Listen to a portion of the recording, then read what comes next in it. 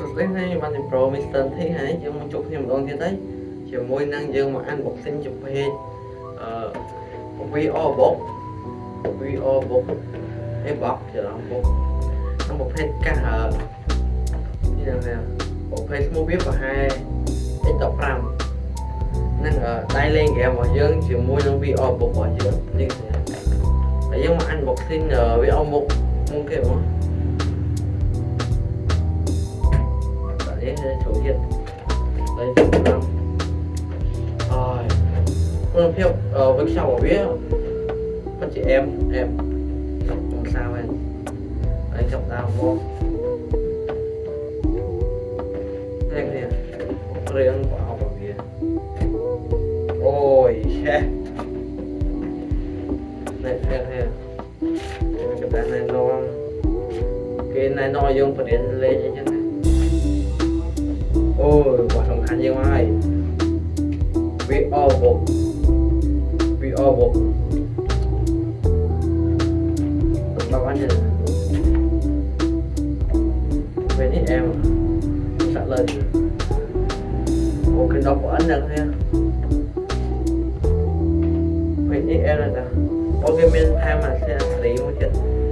còn rạp chút thì trong VO bột quả dớ đấy để tục đọc thân tế mua video của dương bánh của chị em mới custom ấy của chị em thì chẳng thể máy dương đặt tour thảm trầu lại như mình mà so lên này chị em này ta mình camera cho bỏ video bánh 4K HD mà ở riêng trong đam anh bột chỉ mỗi năm tay kèm bỏ video vào dưới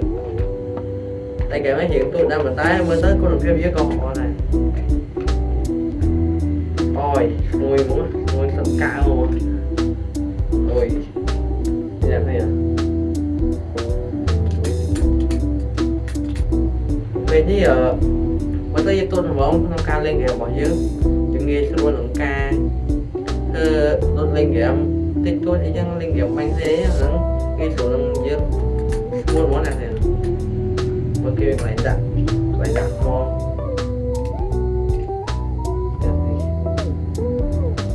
một cái tham coi thế này thì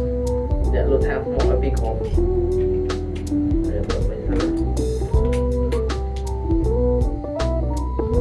anh ấy bây giờ cho chỉ mua trong bự thôi là tiền với thế lý ở cậu em đấy không ca sắp xong là không ca lên vào chứ cái tham tôi mua thế này cái sponsor nó không ca lên ghé ở trong món mình eo bây giờ xả bóng lên chứ em này thì em cái nơi kia đi cái gì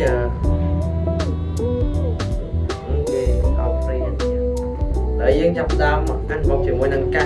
anh đọc ram bỏ chứ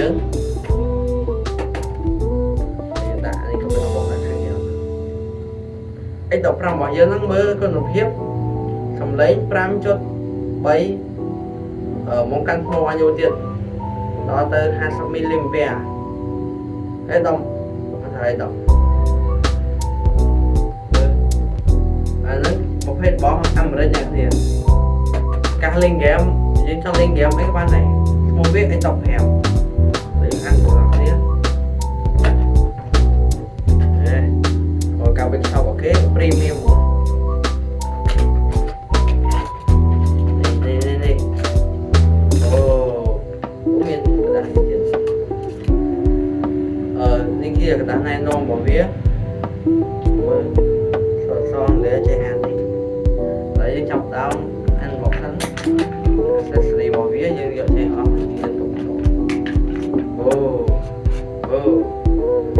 hết cái một đôi tờ xanh tối này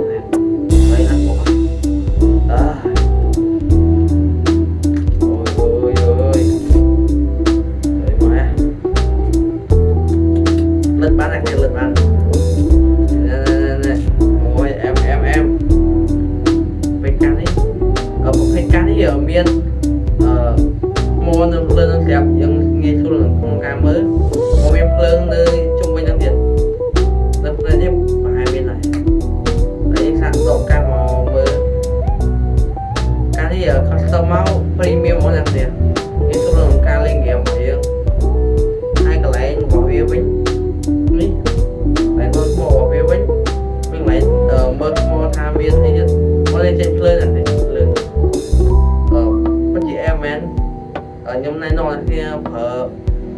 កាប់មួយនេះតម្លៃវាក៏ធូរថ្លៃដែរក្នុងការយើង